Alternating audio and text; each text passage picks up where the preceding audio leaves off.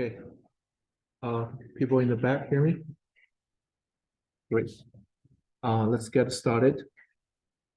Before we start, just so you know that for Monday and Wednesday, this Monday and this Wednesday's lecture, each lecture I uploaded 2 recordings. Right, so make sure you check part 1, part 2. Make sure you don't miss one of them. Okay. So we're gonna have our exam, midterm 3 next Monday. Today we're gonna talk about the format of the exam. Also, we're gonna basically go over topics which will be covered in the exam. And then we can answer your questions. And if we don't have time to answer questions, then this afternoon we will have a office hour at 1 to 2 p.m. in my office. Okay.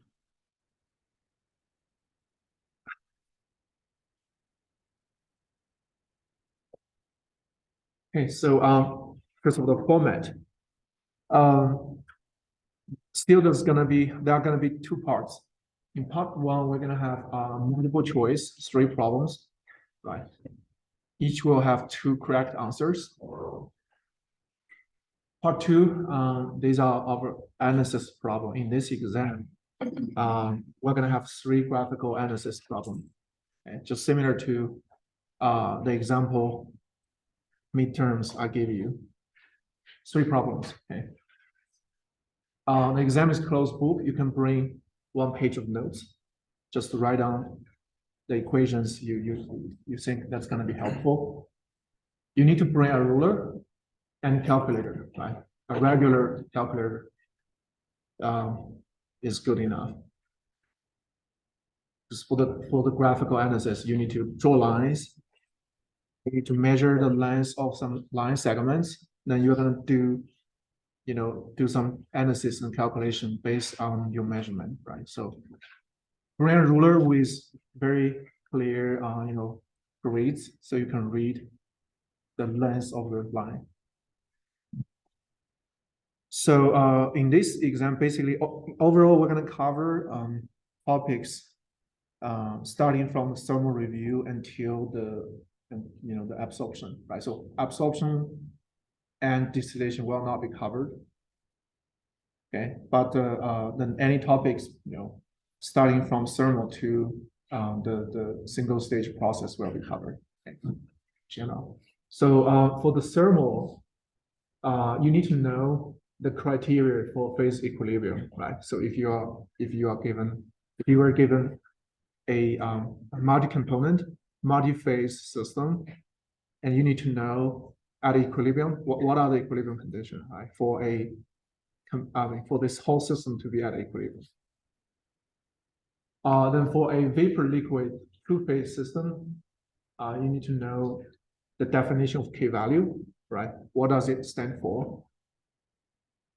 And based on that, what's the definition of relative volatility? What's its physical meaning? How can you get K value with different methods? So these are 3 most important methods you should know. You can compute K value with equations, right? There are different types of equations you can use. But we're only gonna consider our ideal system. So we can do that using the Raoult's law or modified Raoult's law to compute K value. Yeah. The graphical method, right? If you were given a figure, a graph, and that contains information about the K value of some organic compound, how do you find the K value? So we talk about several different methods. Then some empirical correlations, right? For example, de Bruyster correlation. So if you were given the equation, then you need to know how to compute the K value. So the second part is the degrees of freedom and Gibbs phase rule, right? So we have a homework in which you basically apply the degrees of freedom analysis to analyze a separation unit. But conceptually, you need to know why we can do this, why we can do degree of freedom analysis. Okay. So basically, conceptually, if you are given a system, then you need to know how many variables you have, right?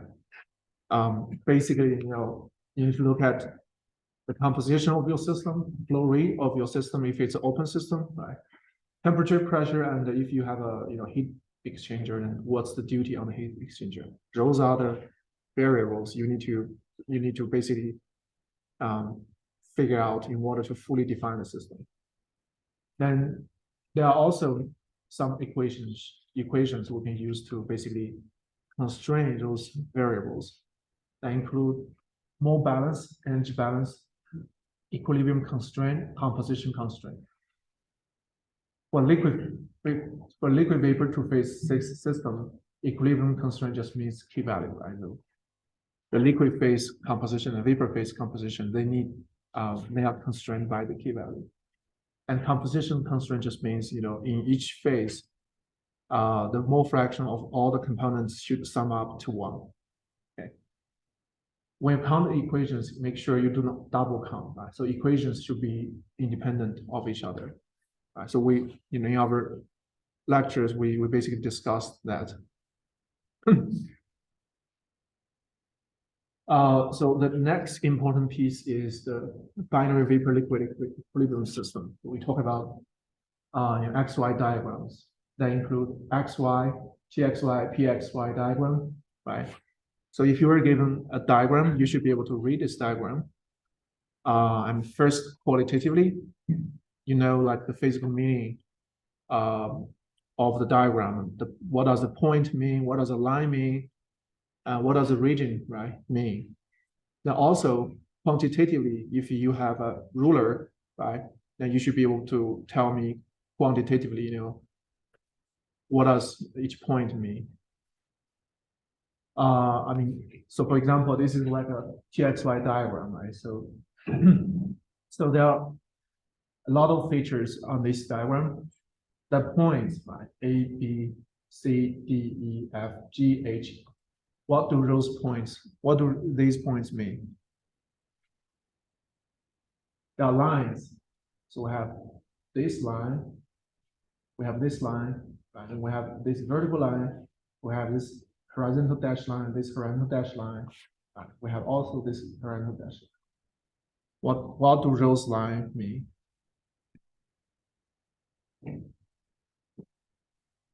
And there are regions, right? So we have the region below this saturated liquid line, right, in this region, and regions above, and the regions in between. What do those regions mean? Okay.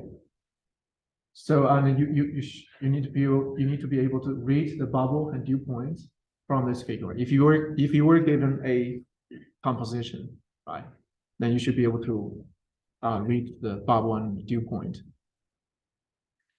And you should be able to use inverse leveler arm rule just to compute, right, given a mixture, right? For example, in this case, if you are given 30% of a mixture, right, then you need to know, okay, in this region, it's a subcool liquid, right? If this mixture reaches this point, this temperature, then it's a saturated liquid. Right, if it enters this region, it's going to be partially vaporized and become a two-phase coexist system, right? Then you will have a vapor, you will have a liquid. The overall composition is 30%, but the vapor and liquid will have different composition. And then basically graphically, you need to determine the composition of the liquid and vapor phase. Also, the fraction of vaporization, okay, how much is vaporized. Okay. The Q line. So we discussed Q line. What's the physical meaning of Q line? Right? How do we get it? So basically for a two-component two-phase system, Q line is the operating line for this single stage flash process. We basically derived the equation for Q line by basically looking at the mole balance of the system. So you can derive this equation. Okay. Graphically, if you were given some conditions, like for example, vaporization ratio, can you draw the Q line? Or, other way around, if you were given a graph, for example, like this, right? And can you read off the condition for your system? What is the fraction of vaporization? What is your fate composition, right? And etc.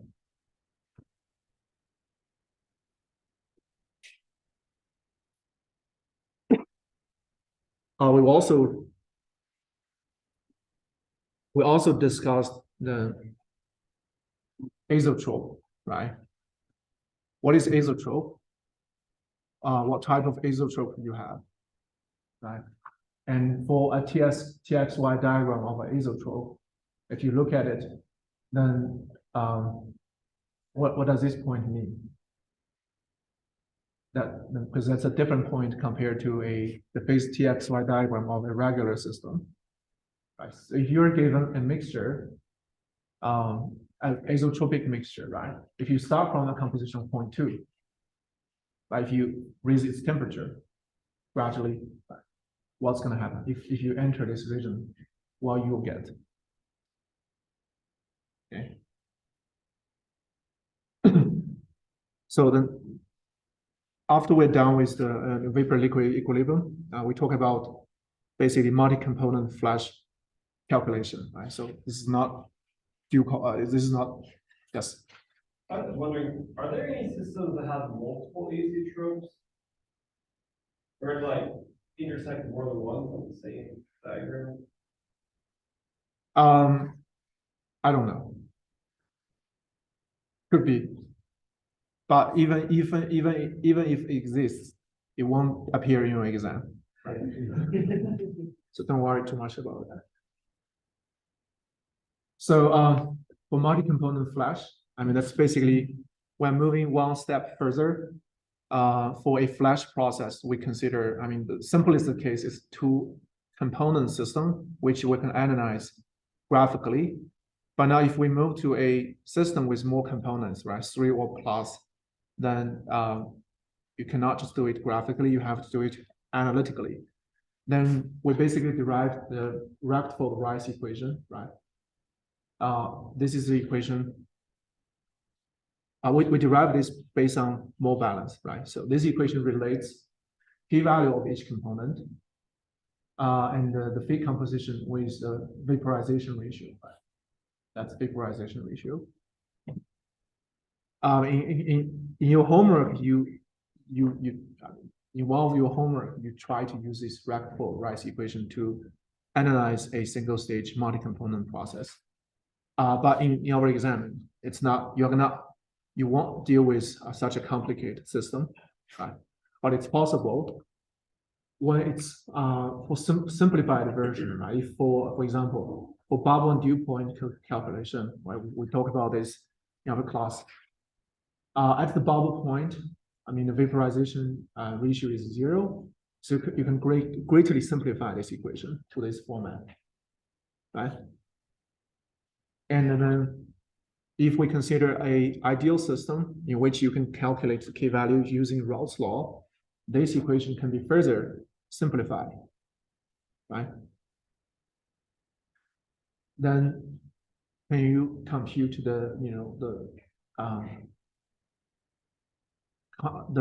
basically the dew point and bubble point if you were given such a system? Okay. Similarly, for the dew point.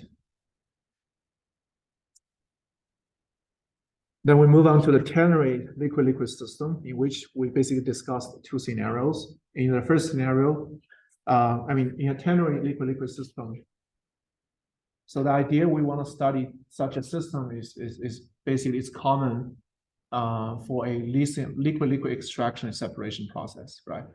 So in a liquid-liquid extraction separation process, we use a solvent C to contact a fate, which is a binary mixture of A and B, right? So the goal here is to use solvent C, which has a higher solubility of your component B, right? So A is carrier, solute is B.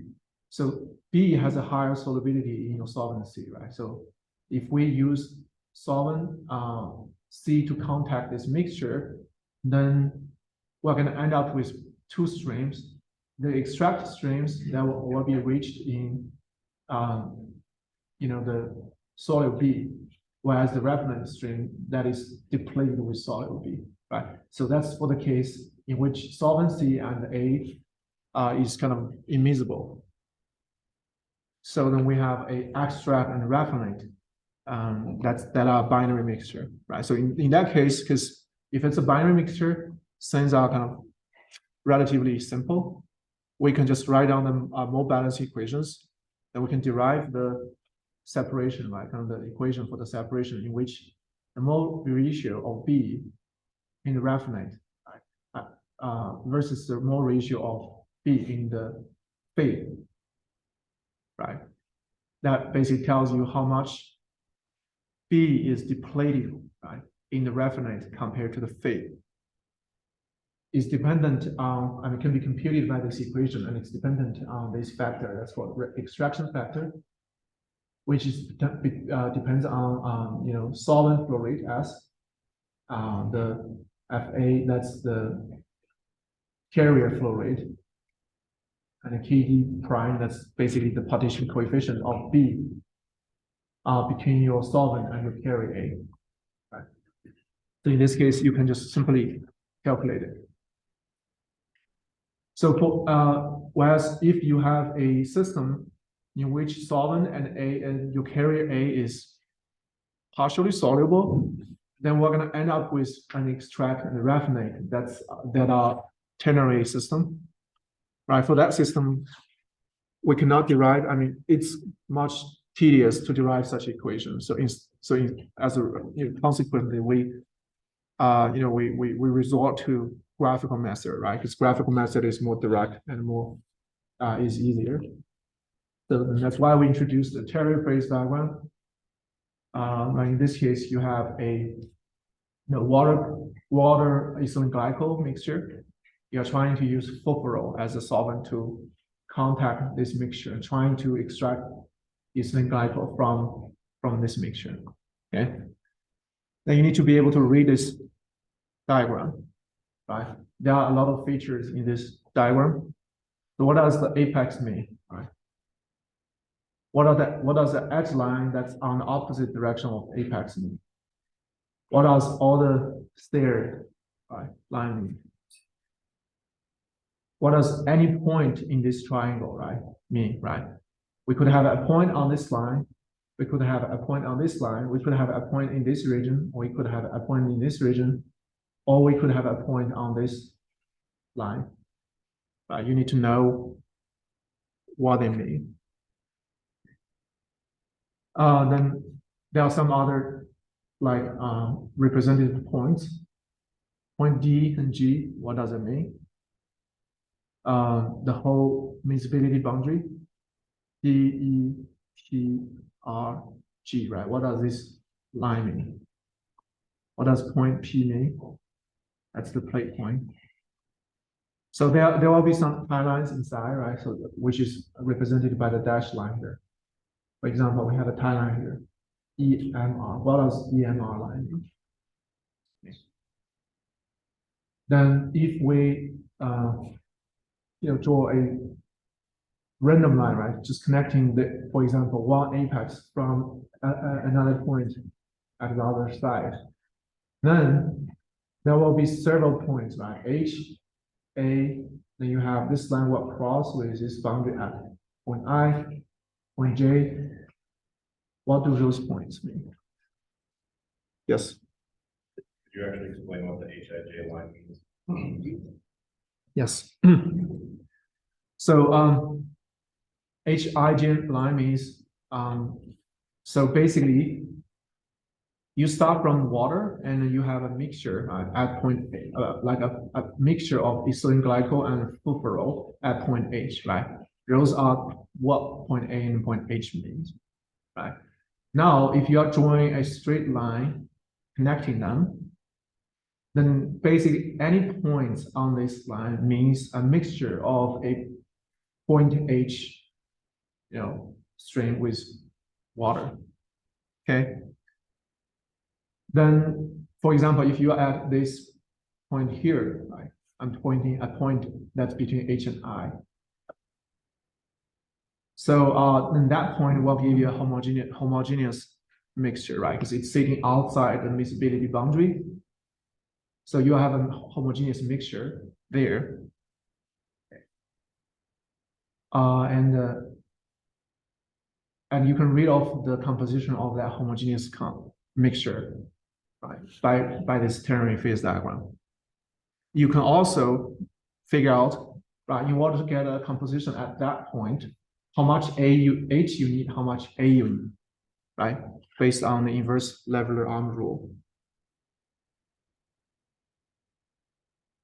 So basically, starting from point H, you have pure H. Now you start to add water into this mixture, right? Then your overall mixture, well, basically its composition will move along this line, from point H gradually toward A. As you increase amount of water, eventually, you will hit this point. That's the miscibility boundary. That means starting from this point, if you add one more droplet of water, then you will have a two-phase system coexist, right? So you won't be able to form a homogeneous solution because now you are entering this miscibility boundary, okay? So you'll form two-phase coexist, two liquid phase that are immiscible, two liquid phase with different compositions, right? Different amounts of A and B and C. Now the next question is, let's say if we add enough water to, so we have a point, overall composition end up here, right? And we know the overall composition, right? You can read off that just from the ternary phase diagram. But now the question is, we know it's gonna phase separate. What are the composition of one phase and the other phase? Okay. Now that's when you need to figure out the timeline. Figure out the timeline that we're talking about this point. So since this point sits on this timeline, so this composition is going to be made of two immiscible liquids with composition here and composition there. And again, then you can figure out the ratio of each composition using inverse Leveler-Arm rule. Does that answer your question? So just a follow-up, this would be a case where we have two lead streams, one of like pure H and one of pure A, and we need to find a ratio where we get them separated. Yes. So you could be given, I mean, the problem could say, so you have a two-phase stream. One is pure water, the other is a mixture with this composition. Now, if you want to achieve an overall composition of this point, how much H you need, how much A you need. Make sense? Okay. So basically, that's the last slide. So we went through all these topics, right? So these topics are covered in this exam, but apparently not every point will appear in the exam, right? Because we have a 50 minutes exam. So some of the points I just reviewed will appear in an exam, not all of them. Okay, but you still need to be prepared for all of them. And the graphical method will be similar to the the sample exam I gave you, right? So, and the difficulty will be similar. if not easier. Yes. Just to make sure I understand what you're saying, this is like red line that you drew on there. If you wanted to say make this move to that point I, then you just look at the triangle diagram, figure out how much H and how much water you would need. Like you just look to see the composition of water at that point, that's how much like water you need, like percentage wise, the rest of it would be H. Is that what you're saying? Yes. So if you were to make a composition at point I, starting from H and A, right? But drawing this line, you should be able to figure out how much water you need, how much H you need, just using inverse Leveler-Arm rule. Oh,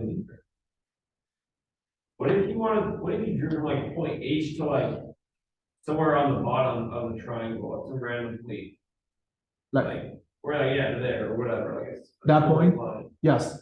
If you draw a straight line connecting this H point with that point, then you are trying to make a ternary mixture by mixing two binary mixture. Right? Because the two end points are both binary mixtures. Right? Whereas in this case, you are trying to make a ternary mixture by mixing a binary mixture with a pure phase. Okay. And then you just do the same procedure basically with the inverse lever. We'll figure out Yes. how much each. Yes. Sorry, so just to make sure I understand, you would use compositions to kind of make the line, but then to figure out how much of H and water you needed to add, you would use inverse lever arm rule on the line that you got from compositions. Or are you like given points on the graph? Like how does composition come? Because like on this, Mhm. if you read point I, it looks like, 0.1 mole percent water, 0.5 mole percent H. Does that like come into play here, or are you just using inverse lever arm rule? Well, so if you were given a composition, random composition in this Okay. Carrier phase diagram, So right? you'd be given. There are endless ways of making it, right? Because if you're given a point, for example, point M, if you want to achieve that composition, you can just draw any line in any slope, in any direction, right? Then that line will touch basically the boundary of this ternary phase diagram, Okay. right? Then that means basically, in order to make a composition M, let's say if I draw a horizontal line here, now I can achieve this ternary mixture by mixing this binary mixture with that binary mixture, right? Now the next question is how much this I need, how much that I need. Then you can do that with inverse level arm rule, right? But in the exam, obviously, I'm not going to give you an open question. Then it's going to be hell for me because I don't know how to grade, right? Because everyone could be correct, and I have to exhaust all the possibilities. So obviously, that's not going to happen. So you'll be given a very clear, problem like,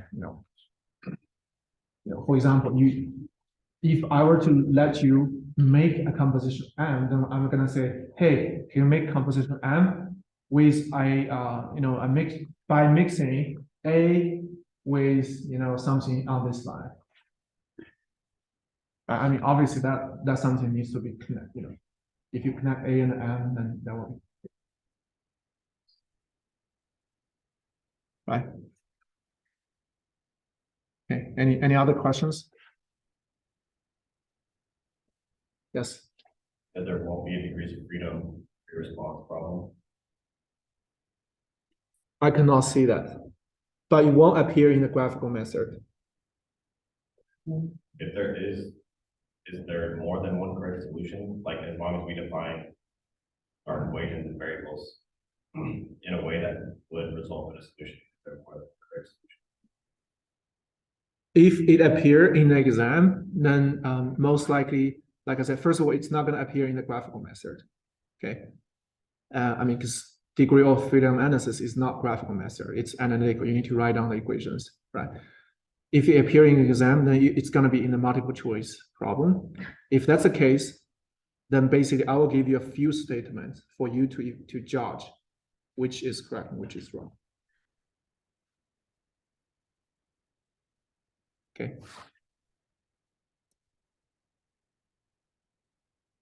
Any other questions? Yes.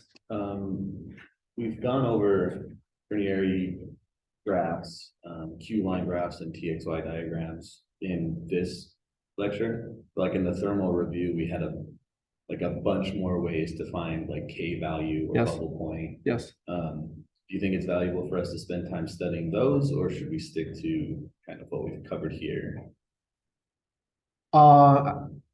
Let me finish this Well, a question. better way, we have to do iterations on the test. No. Okay. That's I mean, that's in your homework. So we don't have enough time for you to do that in our exam. Okay, and to answer your question, so there are different ways to get the k-value, right? So, you know, using Rawls law or using the empirical correlation, or you read off a graph. So, so you need to know how to read k-value from the graph. Okay. But there won't be, like I said, there won't be iteration in the exam. So the bottom line is you need to be able to read k-value from the graph if I give you a graph. Okay, that's When you're grading these, do you expect our compositions to be correct to a certain number of sig figs, or do you expect us to follow the right procedure? so. First of all, the procedure is most important, right? So I need to say, don't give me just a number, then I don't know how you get this number. So you need to make sure. I mean, for graphical method, you need to draw lines, right? You will draw lines on your figure, and you need to label the points on the lines. Then when you do this problem, you need to write down, you know, for example, in this case, if I were to make a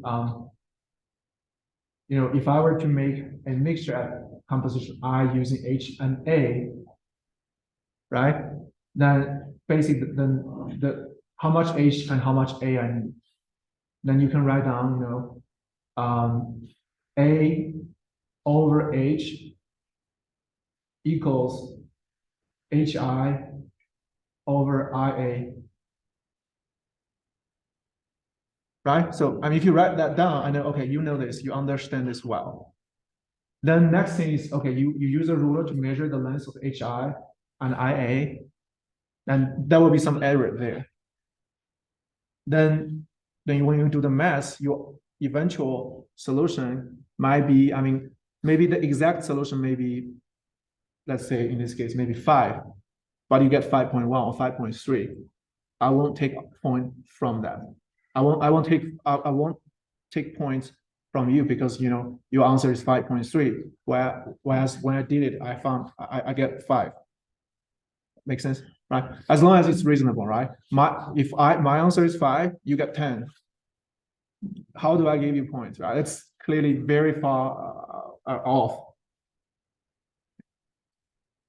So don't worry too much about, you know, when you do this graphical method, don't worry too much about, oh, I don't know if I should read this as 1.1 or 1.2 or 0.9. You know, doesn't make a huge difference. Just read I mean, maybe your ruler, each student has a ruler that has different grade scale. That could be, but make sure you get a ruler that has a reasonable scale, right? So then back to the point, right? So 0.9 or 1.0 or 1.1, just try your best and get the best read, right? And shoot on the graph, and in your analysis that, you know, you write down the equation for the inverse Lagrange rule, right? Then you get most of the points. And then last point, like I said, as long as you get a value that's reasonable enough, you will get full point for that problem. You won't get punished because you don't get, you know, exact the point, exact solution I wrote for this exam. Okay. Any other questions about the exam or about the? I mean, I posted the announcement last Friday just on how to compute the grades. I know some students are concerned about the grades. You know, because I mean, this is a difficult class, and I mean, it's my first time teaching it, so I don't know if I'm doing the best job. So you may struggle learning some of the materials, so you don't get as a good grade as you used to get for other classes. I think that's fair, that's reasonable. So that way, basically, you know, when I plan this course, I have a standard for grades, right? You need to achieve 90 points something to get A. And then, later on you realize, the bar is too high. Then basically in last Friday's announcement, I adjusted the threshold for grading. And then again, the average so far, including exam 1, 2, and all the homeworks, are 76.6%, right? Then I basically adjusted the threshold to say, okay, the B of this class should reflect the average. So I just lowered the standard of the threshold of B to 75. Then I define the other letter grades corresponding. So in other words, right? So if you want to do excellent in this course, make sure you do much better than the average, because eventually the grade will be calibrated, based on the average of this course. Okay. But the threshold will only be lower, it won't be increased, right? If everybody's doing great, the average is 80, then I won't change that, right? I won't change the grading threshold. If everybody's average is 80, then, we're gonna have more people getting a letter grades of higher than B. That's good. I mean, you work hard and you deserve this grade. However, if somehow like the final, after the final came out, the average is 70, right? Then in that way, I will lower the threshold for B to 70. So just to make sure, we have a certain distribution of A and B and C in this class. Okay. Any questions about that? Yes. So on our homeworks, the grading total points is different for each one. Are they going to be weighted grades, or are they going to be, or is each homework going to be equal value for our total? No, the homeworks will be, I mean, you realize each homework has different total points, right? So, and some homework are harder than others, so it wouldn't be fair to treat all the homework equally. So in the end, your homework will be, what's gonna do is, all your homework points will be summed and divided by the total points of the homeworks, right? For example, the total homework points are 300 and you get 250. Then your points will be 250 over 300 multiplied by 30%, because homework, well, homework accounts for 30% of the total grades. Okay. So any questions about the, we offered two grading options for your final grades, right? If you opt to skip the final, then obviously you will have only one grading. You will have only one grade. That's based on your midterms and homework. If you still choose to do the final, then you will have two grades, right? One includes the final, but drop your lowest midterm. The other do not consider final, but consider all of your midterms. You have two grades, then I will log the higher one of those two into your final grade. Okay. So, yes. I guess it's two questions. First, are the grades on Canvas, do those reflect the weights of like the exams versus the homework? Or is it just like Canvas only shows total points? No. No. So I will have an Excel sheet later, right? So I will pull out, I mean, after we grade each homework and each exam, we will put your points on Canvas, right? And then after we've done with all the homework, midterm, finals, I'm going to pull out an Excel sheet that contains basically the grades of every student, of every component, right? Then I'm going to apply my equation like I explained, Okay, to equations to calculate your final grade, and you will have at least one grade, right? If you choose to do final, you have two grades. Now I would choose a higher one as your final grade. Okay. And when we're trying to make the decision of whether or not we want to take the final, will we have those grades available Yes. make that decision? So you won't have to make this decision after the grades of homework 4 comes out. Right, so I expect there will be some time. Because our homework exam 4 is scheduled on April 17th. Right, so I know these 2 exams are kind of close. But initially when I scheduled exam 3, it was actually earlier than April 3rd. But because a student came to me and saying, hey, we have another exam on that day, I have to postpone that, right? So but basically the midterm 4 will be scheduled on April 17th. And the last day of class is April 24th. So we have a week of time before the last day of class, right? And after the midterm 4. So I will try to grade midterm 4 before the last day of class, then post the grades. Then you can look at all of your grades, right? Then later then I will open I will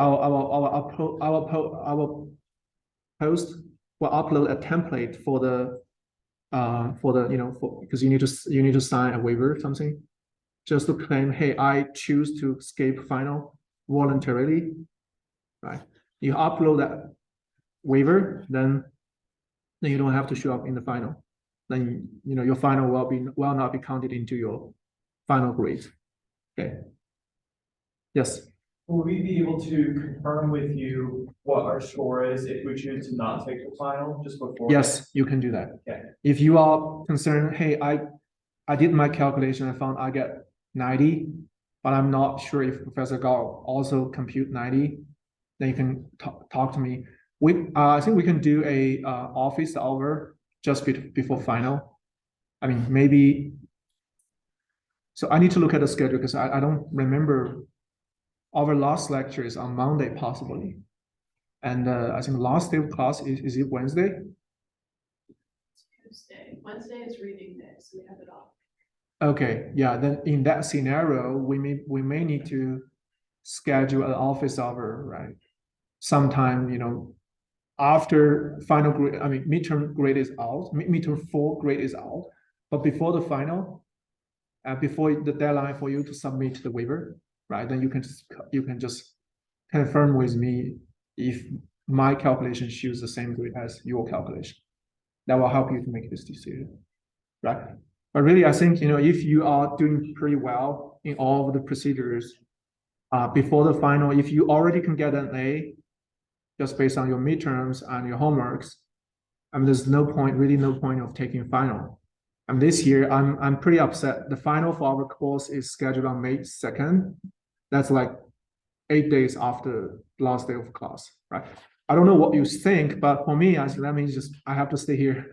If I were to take my kids and my family out for a trip, I cannot. I have to wait until the final is down so I can travel, right? That's sad. I mean, if you have family trips scheduled, then that's still very upset, right? Because you have to stay on campus, for just one exam makes no point, right? So try to do a good job for midterms 3 and 4 and homeworks, so you get a point. For what? So you don't have to be here? I'm happy if all of you guys are happy with your grades, so we don't have to pick final at all. Then life is easy for all of us, right? You could also give it off 100% on it. Yeah, so but there will be students who do not do very well and do not do well enough, so they are satisfied with the grade. So and frankly speaking, I think the final will be easier than the midterms, right? For 2 reasons. One reason is that I think the content will be twice as much, but the time is more than twice as much, right? Because your midterm is 50 minutes, final is 2 hours. That will give you an extra of 20 minutes. Second of all, most of the problems in the final will be similar to your midterm problems. Okay, and you practice it one time. And before the final, I decided I will post all the exams, all the midterms and the solution to midterms just to help you to prepare for the final. Right, so I mean, if you really spend time on it, I believe you will do better, a much better grade in the final than the midterms. That will bump up your grade. Right, so if you are not happy, if you are not satisfied with your grades, with your midterm grades, and you're more than welcome to take the final. Right, so I wish I could not, I wish I don't have to do the final, but I mean, it's your right. If you want to do a final, I will be there. Okay. Great. Any other questions about the, the grading, the, midterms, final and stuff? My last question is actually about midterm pre-get. You said if we write down the equations and we don't get exactly the right numerical answer, we'll be all right. Is the opposite true? Like if we draw our line, mark all of our points, then we know what all of them mean, but don't write an equation and get a close numerical answer. Okay. So if we were have a problem like this, right?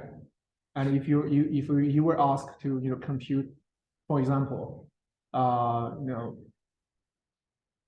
if you were given point M, you were asked to figure out the composition of E and R, and also figure out how much E you have, how much R you have, and then the total points will be break down to basically to just to represent each of that effort, right?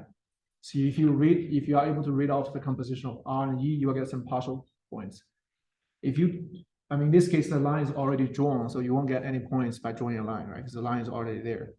Then you will get the points by writing down the equation, saying, E over R is MR over EM. Then you will get the partial points for that.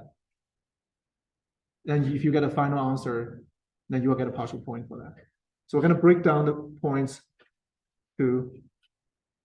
So we have to write the equation E. Yes. EM over M. Write the equations. If you don't write the equations, I mean, when I grade the exam, I try to give you points, right? So when I grade the exam, it's not like, okay, I'm going to punish the students for not doing this, for not doing that, for doing this incorrectly. Instead, my philosophy of grading is like, I'm going to give students points if he or she successfully did this, successfully did that. So writing more won't punish you. It only give me the opportunity to give you points. Right? Does it make sense? Okay. Okay, cool. This time is almost there. Okay, we can stop here, then I will see you on Monday.